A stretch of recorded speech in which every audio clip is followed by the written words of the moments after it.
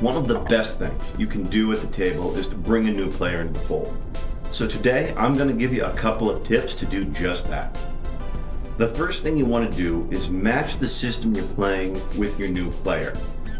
If you've got somebody who likes really dense systems and chunky stuff and getting into the weeds, go with the complicated system like Cyberpunk or Pathfinder.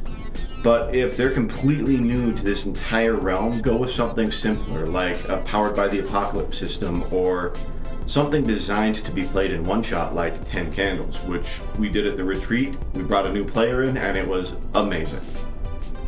The next thing you want to do is make sure you're picking your scenario intentionally. Again, keep your new player in mind. What kind of stories are they drawn to? Why do they want to explore tabletop? Once you know what kind of story they're exploring or want to explore, then you can pick a well-established or well-known one-shot or one that you've written yourself, something you know well that you'll be able to run without having to think about too much, so that you can provide whatever your new player needs.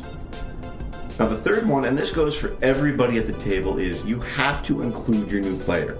You have to make sure you're handing them scenes, handing them scenarios, because a lot of new players aren't going to be comfortable taking a scene. They're not going to know how to do that. And so if your goal is to bring a new player in, then you have to play with that in mind and pass the ball to them effectively. Now, why is all of that worth doing? A couple of reasons. First and foremost, you're going to have a new player. You're going to have somebody that you can game with, that you can build stories and build joy with.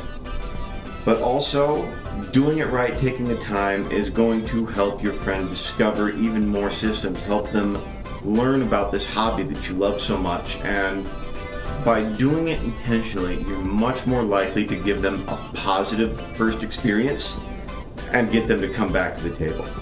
Well, there you have it, why I think bringing a new player in is worth it, and a couple of tips on how to do it.